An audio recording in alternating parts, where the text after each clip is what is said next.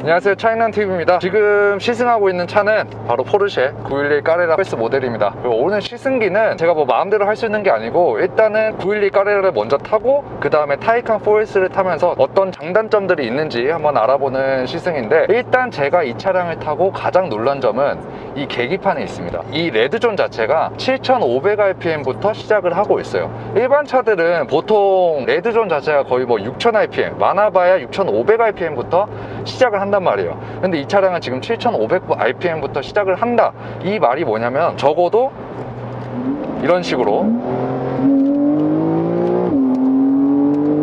7000rpm까지는 적극적으로 사용을 하고자 하는 의지를 보여주고 있습니다. 그래서 이게 운전자에게 어떤 즐거움을 주냐면, 제가 지금 정속주행을 하고 있잖아요. 80km에 RPM 2000rpm에 걸려 있습니다. 여기서 킥다운을 하면 방금 4000rpm까지 순식간에 올라갔는데 쓸 수 있는 RPM 자체가 3500rpm이나 더 남아있어요. 그래서 운전자는 이렇게 가속을 해버리면 내가 4000rpm까지 갔는데 여기서 추가로 RPM을 더 쓰면서 가속력과 토크를 얻으면서 추가로 가속을 할까? 아니면은 이런 식으로 빨리 변속을 해버려가지고 더 높은 속도에서 가속을 할 준비를 할까? 이 선택을 할 수 있단 말이에요. 이게 진짜 운전자에게 정말 너무나도 큰 즐거움을 주는 거고, 이런 스포츠카를 지향하는 브랜드 같은 경우에는 RPM 자체를 이렇게 많이 높게 쓰는 경우가 굉장히 많습니다. 페라리 같은 경우에는 거의 이 RPM 게이지에 10까지 적혀 있거든요. 그 말인즉슨 거의 10,000rpm까지 레드존을 사용할 수 있다는 거고, 뭐 9000rpm까지는 그냥 손쉽게 사용할 수 있다는 거예요. 이 미션의 로직 자체도 그냥 과장해서 말하면, 제가 이 패들 시프트를 통해서 입력하는 값보다 이 미션이 변속하는 그 속도가 더 빠른 것 같아요. 정말 과장해서 말씀드리지만.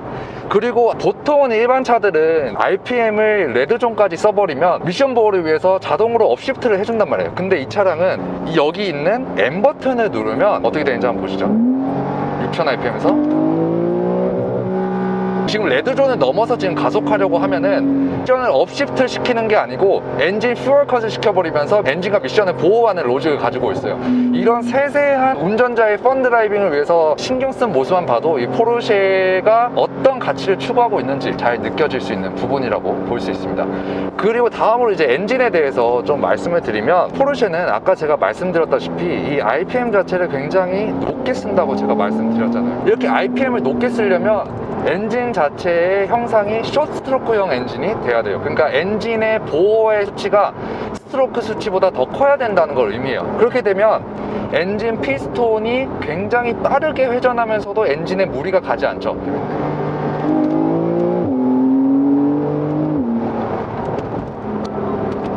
지금 4000rpm에서도 그냥 지금 5000rpm에서도 이게 RPM 범위가 너무 넓다 보니까 5000rpm에서도 그냥 부담 없이 다운시프트를 쳐주는 모습을 보여주고 있습니다.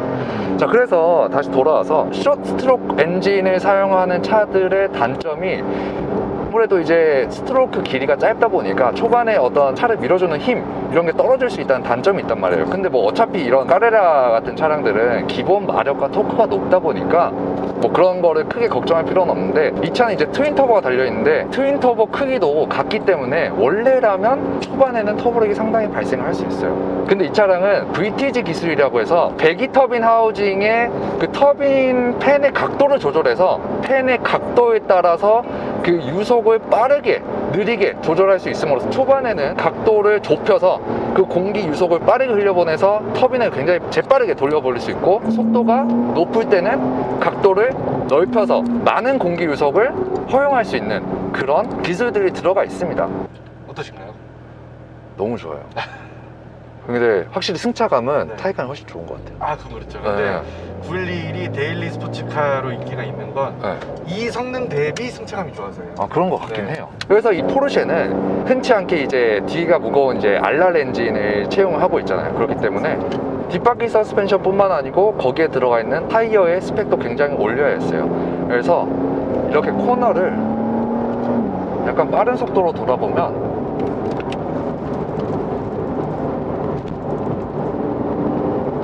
그냥 뒤에가, 와, 이거 그냥 뒤에가 정말 너무나도 그냥 꽉 잡고 옆에가 가벼워요, 상당히. 그래서 제가 지난번에 뭐 5 시리즈 뭐 이런 거 시승할 때 와, 이건 진짜 무게 배분이 5대5라서 정말 앞에 헤드성이 너무 가볍고 그래서 날카로운 헤드성을 보여준다고 했잖아요. 근데 이 차량은 약간 다른 게 무게가 뒤에가 딱 잡고 앞을 그냥 허용해 주다 보니까 똑같이 가벼운데 뭐 그 가벼운 정도가 뭐 BMW보다 더 낫다 뭐 이 정도가 아니고 아예 다른 느낌이 듭니다. 그래서 이 차량은 이런 스포츠카답지 않게 앞에 맥퍼슨 스트럿 방식이 들어가 있거든요. 원래 같았으면은 바퀴의 그런 강성과 접지력 유지시키기 위해서 WC1 타입이 들어가는 게 당연하단 말이에요. 근데 이 차량은 맥퍼슨 스트럿 방식이 들어간 이유가 앞바퀴를 그렇게 너무 강하게 잡아버리면 아까처럼 그렇게 격한 코너를 돌 때 당연히 오버로 뒤가 미끄러질 수밖에 없어요. 그래서 그런 위험한 상황을 방지하기 위해서 앞쪽의 어떤 능력치를 조금은 줄여놨다 라고 평가할 수 있습니다. 자, 그럼 여기까지 911 까레라 4S 타봤고 이제 타이칸으로 넘어가 보도록 하겠습니다. 자, 그래서 이제 타이칸 4S 차량으로 이제 바꿔 타서 주행을 하고 있는데, 일단 이 차량은 차량 가격이 1억 4,580만 원부터 시작을 하고 2022년형으로 들어와서 타이칸의 이제 심볼이라고 할 수 있는 전기 스포츠 사운드하고 뭐 히트 펌프 이런 옵션들이 기본 적용돼서 가격이 조금 오르긴 했습니다. 일단 제가 911을 타고 이 차량을 타 보니까 느껴지는 가장 큰 차이점이 바로 안락함입니다. 에어 서스펜션 때문이냐 라고 물어보신다면 그렇다라고 대답을 할 수 있을 것 같고, 근데 일반 에어 서스펜션이랑 굉장히 다릅니다. 그 3챔버 에어 서스가 들어가 있는데 이렇게 노멀 주행에 놓고서는 그 3챔버 안에 있는 3개의 격실에 공기를 모두 다 주입을 시킵니다. 모두 다 주입을 시키면은 공기가 빵빵해지면서 차체를 조금 더 들어 올리겠죠. 그러면은 타이어가 노면에 접지를 하는 면적이 적어집니다. 노면과 타이어가 적게 접지를 하면은 당연히 승차감이 부드러워질 수밖에 없죠. 하지만 이렇게 스포츠 플러스에 놓으면 한 개의 격실에만 공기를 주입시켜 가지고 그 공기를 약간 뺍니다. 그러면은 차가 조금 내려가면서 타이어의 접지력이 조금 더 늘어나게 되겠죠. 이제 스포츠 플러스에 놓고 타이칸의 심볼과 같은 전기 스포츠 사운드를 체험해 볼 건데, 일단 먼저 전기 스포츠 사운드를 끄고 한번 가속을 해 볼게요. 그 여러분들이 생각하는 일반적인 전기차의 사운드가 나오죠. 하지만 이걸 한번 켜보면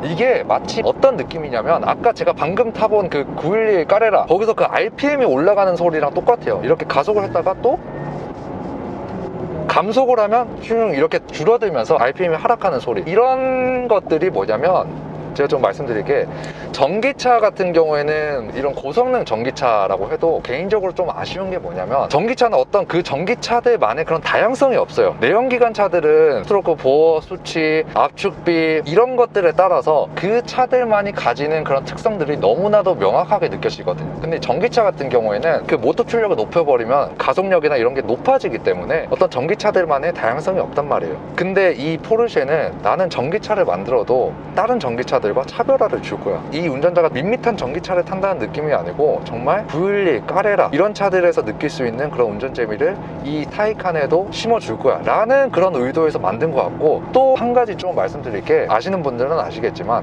이 차는 이제 2단 트랜스미션을 장착했단 말이에요. 이게 운전자에게 주는 아주 큰 장점이 뭐냐, 그 1단 기어비는 15 정도, 2단 기어비는 한 8 정도로 가지고 있어요.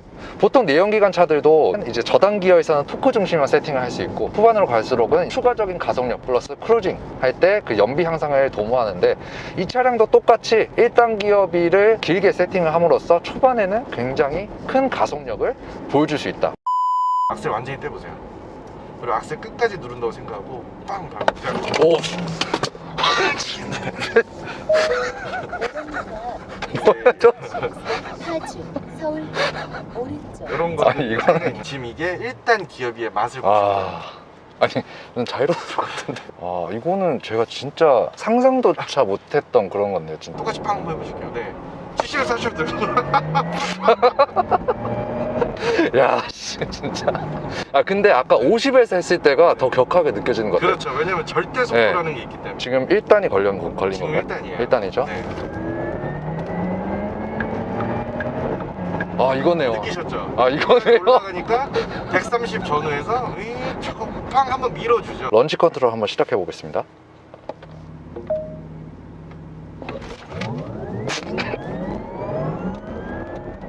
(0.5지) (0.4지) 해동길 지금 몇 어디까지 올라갔었죠? 120m 제가 G포스 보느라고 네. 어디까지 속도가요? 보셨나요? 네. 네, 속도가 이게 0.5G라는 게 사실 경험하기가 힘든 그럼요. 수치잖아요. 그렇죠?